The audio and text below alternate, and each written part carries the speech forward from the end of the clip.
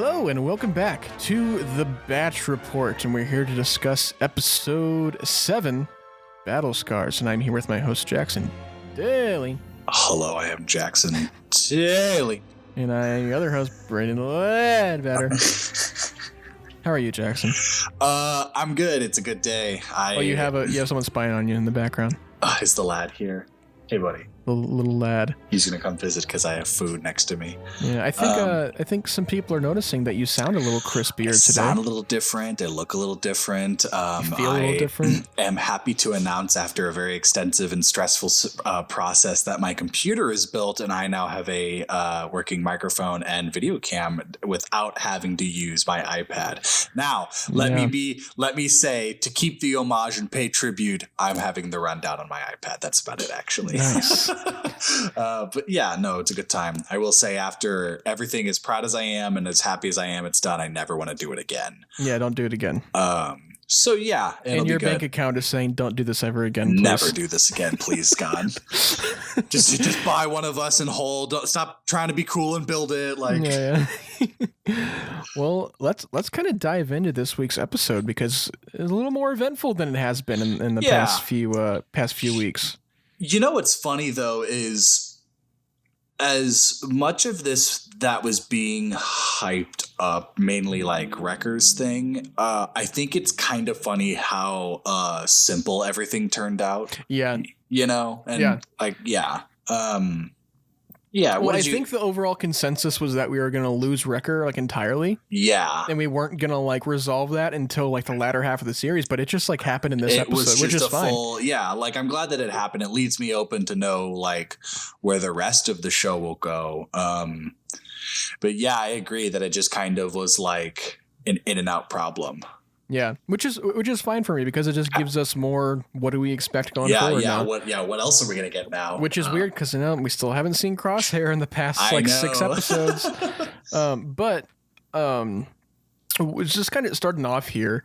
What are some of your favorite moments of kind of action or whimsy that stuck out to you?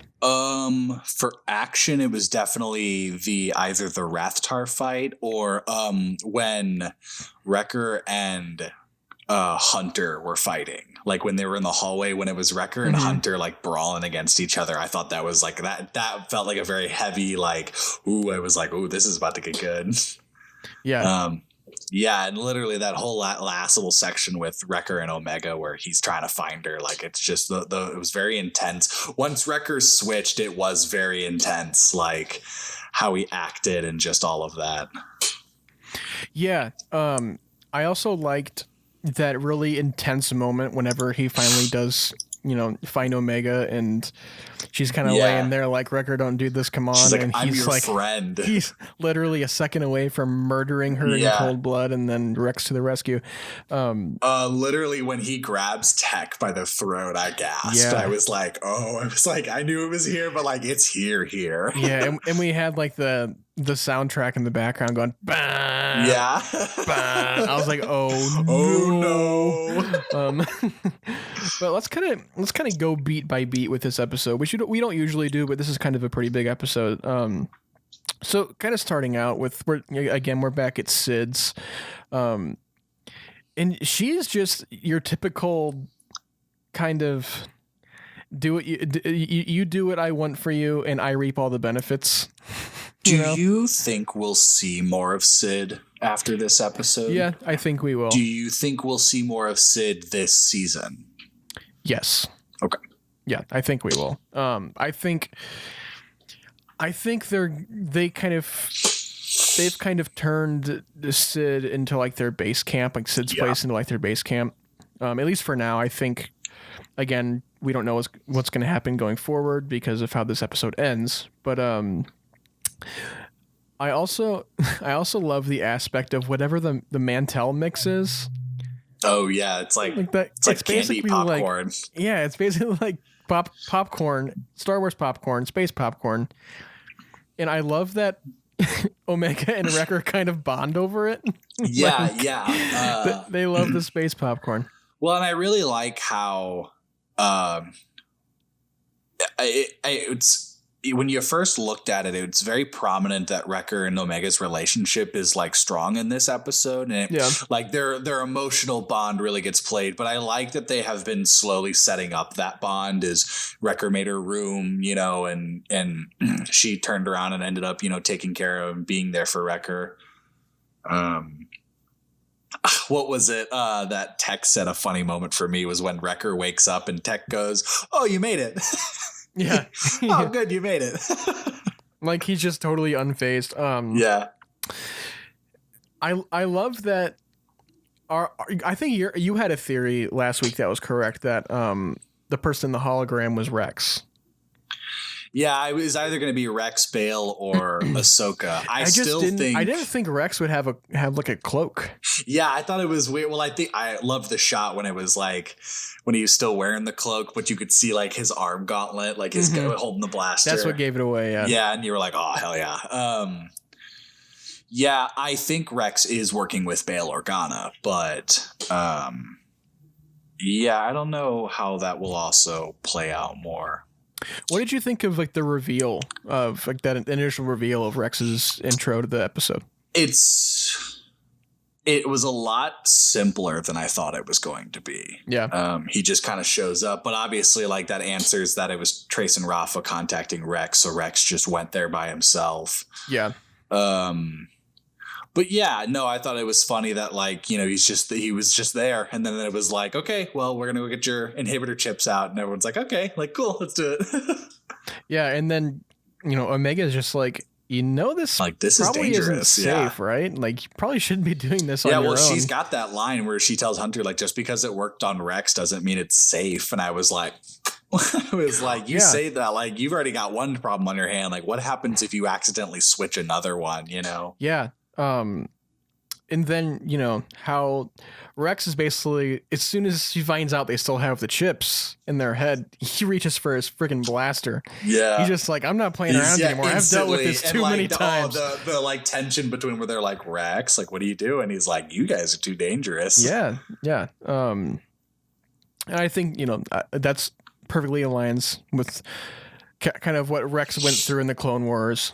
And just how it's so weird to see Rex so wary about things, because he's usually so like, go get him. Well, you know what was something that took me by surprise was when Omega looked at Rex and was like, you're first generation. And I guess I never processed that Rex was a first generation clone. And like she could tell by the wrinkles on his face. Yeah, and just like, yeah, he is old. Like he's getting there, you know.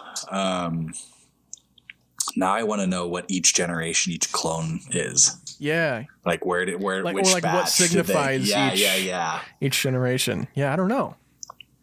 But let's kind of talk about whenever they get to, I don't know what that planet's called. It was Braca, actually. Yeah, okay. The planet from the beginning of Fallen Order.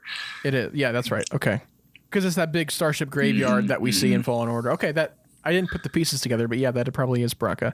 Do they say it in the episode? I must have just missed it. I think they do, yeah, because when they're flying there, they mention it. Okay, I must have missed it, but yeah,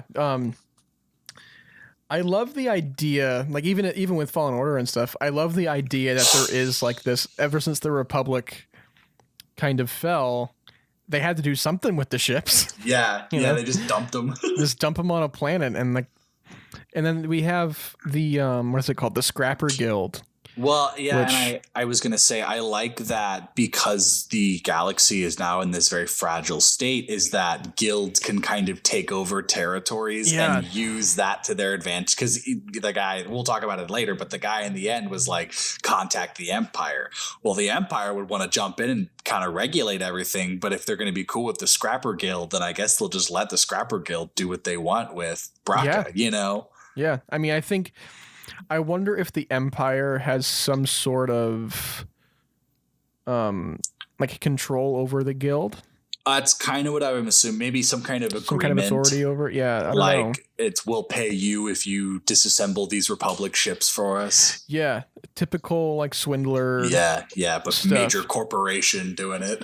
Yeah. Well, let's also talk about once they land on Braca, they go into the Republic. Was it like a Jedi? One of those Republic. What is it called? They kept calling it the Jedi Cruiser. They just Jedi called Cruiser, it a Jedi Cruiser, yeah. Something like that.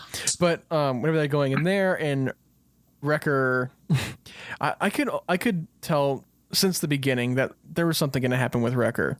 Oh, and yeah. For a second, I was like, wait. They're not gonna kill Wrecker, are they? All this and he gets eaten by a Rathtar? Yeah, well, because whenever he's going across the cable, and of course he had to be the last one to go across the cable. Just climb across, and he like buckles at first. You're like, really, guys? Yeah. Like, it took me a second to realize it was a Rathtar too. I honestly didn't even realize it until I read it in the rundown. Yeah, I knew immediately because whenever it showed like the close-up shot and it had like the mouth, like the circle mouth, the gross gaping mouth and the tentacles. Yeah, I also didn't know that Rathtar could live in water. I'm not surprised by that. I'm not surprised, but that's just something I didn't know. Yeah. No, the Rathtar, like when it first like lunges at him and grabs him, that immediate turn like caught. I was like, whoa! I was like, oh no! And I couldn't look away. Just kept watching like. And that's just Wrecker how I knew something was going to happen with Wrecker this episode. Yeah. Yeah, and like, well, even the last week's episode really hyped up that like whatever happens next will be like the turn, you know. Yeah. But yeah, do you think since we've gotten past this obstacle of Wrecker, his inhibitor chip malfunctioning and activating, do you think there will be consequences for the rest? Like, do you think someone will die? I don't think anytime soon. Right.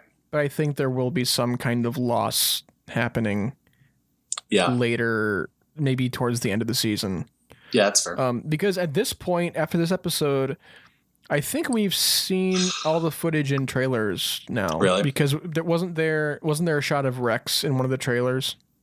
Yeah, the shot of them walking up to it was the one they used in the trailers. Okay, yeah. So we're for sure going into unforeseen territory. Oh, for sure. And like we have half a season too. Like yeah, we're not even halfway there.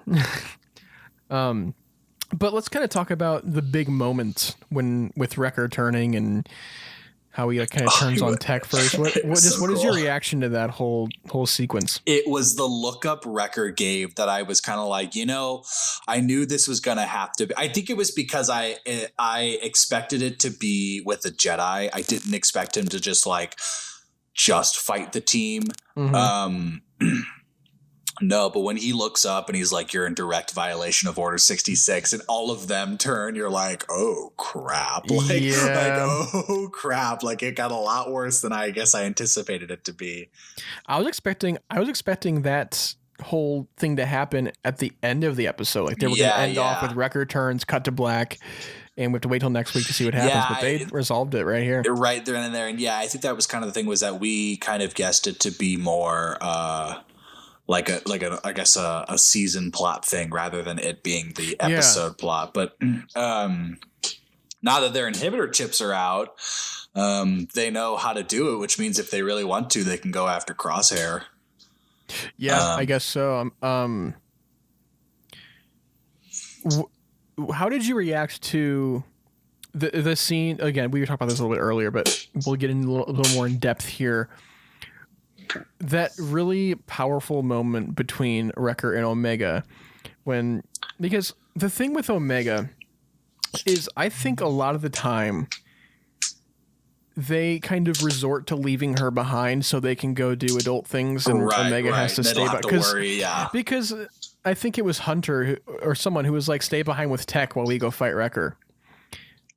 She says stay behind to watch Tech. Yeah, they're like stay behind, and I'm just like every single episode they go on a mission and they're like, no, Omega, stay behind, stay right here. Right, and I think that will eventually turn when she already has. Personally, I think this, but I think Omega will do something that like very obviously like shows her capability, and whatever it is will be big enough that at least Hunter, would be like, oh, like she is capable. She is a smart kid. Like we don't have to yada, yada, yada. But what did you think of that really intense moment between Wrecker and Omega before he gets stunned? I knew that it wasn't going to be his actual like, you know, like there wasn't going to be an actual consequence. He wasn't going to hurt her, but I don't know. I kind of wish like something happened to where like she got through to him. I guess Wrecker isn't necessarily mentally strong enough to do that. And he says that later. I liked the moment after their conversation. Yeah. Excuse me. Their conversation afterwards. I really liked. Just I cried a little bit. Just that, yeah, that Wrecker's apology just, yeah, it really hit hard. And that's what I was saying was like, I think this episode did a really good job at finally solidifying Wrecker and Omega's relationship. Yeah, they have a really strong bond. Where it's really just been like hints here and there, but like it makes sense that it's been hints here or there. Yeah, I will say I don't know how I feel about Rex being the one taking Wrecker down. Really? Like I almost wanted it to be like Hunter. I thought it would be Hunter for a second. I thought it'd be Omega. Yeah. But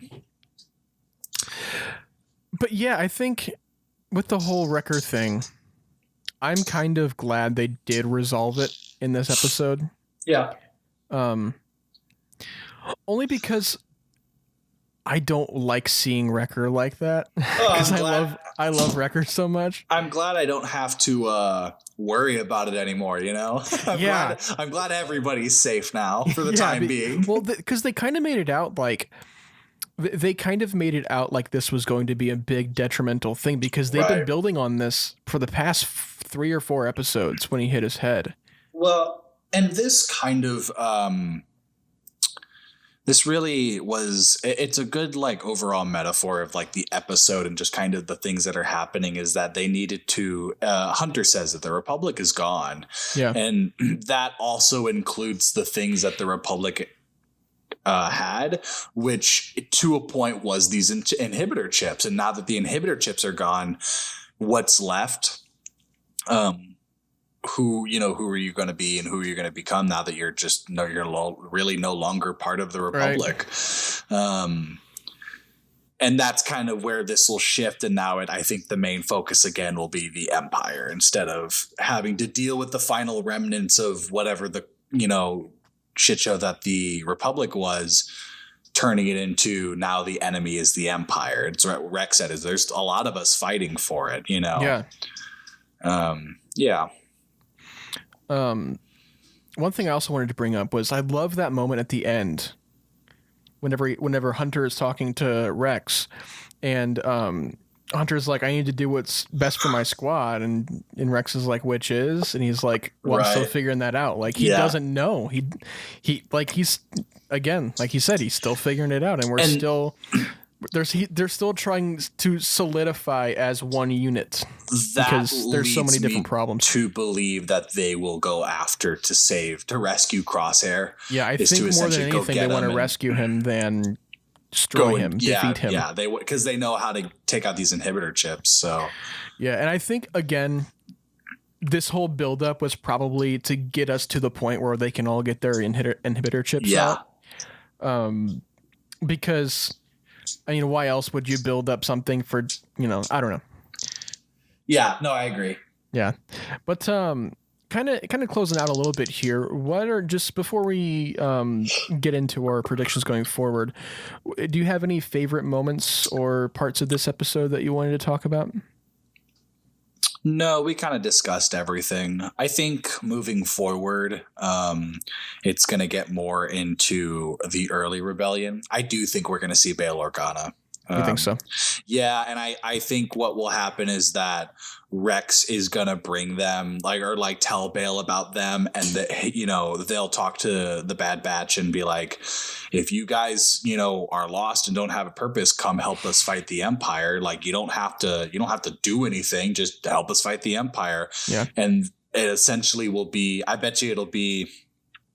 They go to rescue Crosshair while doing something like Kamino. For Bail Organa is that Bail kind of hires them to be rebels or whatever, and in that process they decide to go get Crosshair. That would be cool to have them directly involved with the rebellion. Right, that would be super cool.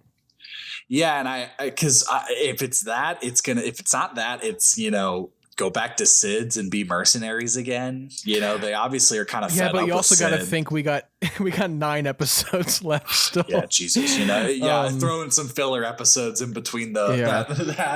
Yeah, that's the only thing is we still got a lot of season left. Right. But yeah, I would love to see Bail Organa or, give me Alderaan. I want to see some Alderaan. Right. Yeah. Right. That'd be sick to see. But I think, I don't know, predictions going forward for me. I do want to see some early Rebellion stuff. Maybe even, maybe we meet some characters we know, like a Cassian or like tie this in with Andor. Who knows? Do you think we will see more Saw Gerrera? I don't see why not. Yeah, that's fair. Because I mean, he's already kind of been established in the show anyway. Right. So maybe something else comes up to where, him and more of his early Rebel squad need help, or but I do like your notion that that the Bad Batch could technically be part of the rebellion at some point. They're That'd just be really like cool. Rebel mercenaries. Yeah. Yeah. They're just like, doing whatever is best for the Rebel Alliance. We know that Rex becomes a rebel for a pretty good minute too. I mean, he's in it for most of the original trilogy. That's a good 5 years. But then, how many other clones do you think will? I can't remember in Rebels if Wolf and Gregor joined the rebellion or if they just came to help with Lothal. Man, I don't remember. I don't remember. I haven't watched Rebels since since I first watched it. Yeah, I haven't watched Rebels since it ended. So which I should probably rewatch soon, because I told myself once I finish Clone Wars I'm starting Rebels. Finish Clone Wars, haven't done it yet. I'll rewatch Rebels with you. Yeah, let's do it. We'll do a weekly Rebels recap. Honestly. But I kind of want to talk about, what do you think is going to happen with, because they kind of ratted, the Scrapper Guild kind of ratted out the Bad Batch at the end there and saying, let the Empire know they're here. You think we're going to see Crosshair in the next episode? I bet you. I bet you they'll give information about maybe, I don't know, black suited clone troopers or whatever, and they're like, or you think we'll see our first stormtroopers? Maybe, probably. Actually, I want to see that development of, or maybe a version of a stormtrooper that isn't quite what we know. They're gonna be like, are those regs? And they're gonna be like, no, there's something different. And then the stormtroopers will start shooting. Yeah, right. That'd be kind of cool. Yeah, right. Honestly, that'd be crazy. And then maybe Crosshair's with them or something. Or... we already did that kind of that little recruit side story where most of them died. Right. But I do want to. I want to delve into more of how the clone Empire troopers early stages and how the Empire converted from clones to stormtroopers in such a short period of time. I always wonder when the last scene of Clone Wars, the Vader scene, how long is that? I don't think there is an actual answer, but how long is that difference of, Do you think it's possible to see Vader in this show at all? Yeah, for sure. I don't know if he will be in this season, but I bet you that they'll toss him in. Or maybe they'll throw him in the finale. That's also what I'm kind of thinking, is if he's going to be anything, it'll be a finale. I don't think he'll be as prominent as he was in Rebels. It'll be like a, again, end of Clone Wars deal where we see him for some reason, or maybe it'd be cool to see him mow down some people. I bet you they see Vader, and that's what pushes them to join the rebellion, is that the Empire has that thing, I wonder if the Empire kind of ends up Order 66ing the clones, because they got to weed them out somehow, right? Because Rex talks about how they used them for a little bit and then they just kind of gave up on them. Yeah, but I'm just what happened to them? Where'd they go? What did they do? Because that's tens of thousands of clones that they need to weed out. Well, I guess maybe they did just let them go, because doesn't Wolf still have his inhibitor chip in Rebels? He kind of jumps at a Jedi. He's like, a Jedi, and they're like, no, you're not like that anymore. Remember. Yeah, I don't know. I don't know what they'll do. Yeah, because they can't have people running around with all this knowledge of the Empire. Right, yeah, unless absolutely. they take out all of their inhibitor chips and just say, all right, like, go, run home now. That was also the whole thing with the rebellion, was that the Empire didn't take the rebellion too seriously until they went and blew up a Death Star. Like, yeah, that's right. That's right. Yeah, I don't know. Yeah. Too many questions. And you got to worry about, there's so many things that you can't accidentally contaminate with continuity, you know? I mean, they've already done that. Yeah, that's fair. Look at Caleb Doom in that whole sequence. Yeah, that's fair. Which I don't think we talked about it on our first episode, but yeah, that's a big thing. We touched on it. Yeah. We talked about how it was weird seeing a young Caleb Doom. Yeah. Yeah, but you know, that basically happened entirely different in the comics, in the Kanan comic. Damn. Yeah, and he has like, it was like a weird thing where they even changed the color of, I think it was Depa Biloba's lightsaber. They changed the color of her lightsaber than what it was supposed to be for some reason. That's weird. So yeah, there's a lot of weird continuity things, but that's how you know it. You know, it's not past Lucasfilm to. Does that now retcon, you know, like books and all of the other stuff? Because I've got the Kanan Hera book, and I planned on reading that, you know. No, I think it's that moment just happens in, I think it's like the second or third issue of the Kanan comic. Gotcha. Oh, okay. And that's from 2015, so I would say that's canon over the Bad Batch. Yeah. So, yeah. Well, I think that's about all we have for this episode. Thank you guys so much for tuning in and listening to our thoughts. As always, if you'd like to find us on the social medias, you can find us on Instagram at @ThroughImperializedPod, on Twitter at ImperializedPod, and on YouTube we are Through Imperialized Podcast. Jackson, where can they find you? Sitting at my new desk playing on my new PC.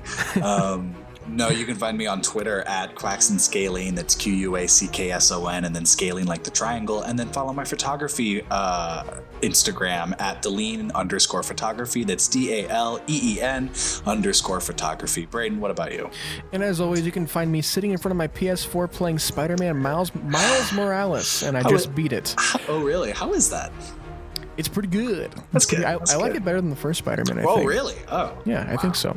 Because you have a couple more extra powers. And that's fun. But if you'd like to find me on the social medias, you can find me on Instagram at BraydonLeadbetter and on Twitter at Braydathlon. And if you want to check out my letterbox and see what I'm watching and see what I'm doing, I'm just BraydonLeadbetter on there. You can if you want, if you're a letterbox kind of person.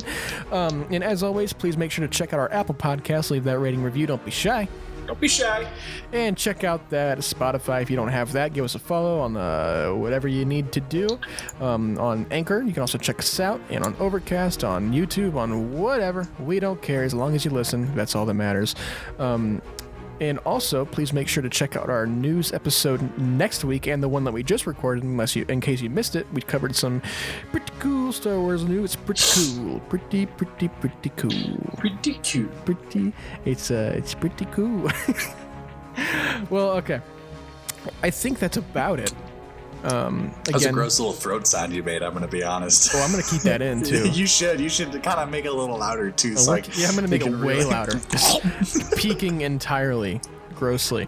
But be on the lookout for our news episode next week. Batch Report again next week as well. But until then, we'll catch you next time, and may the Force be with you. On the Bad Batch. The Bad Batch. On the Bad Batch.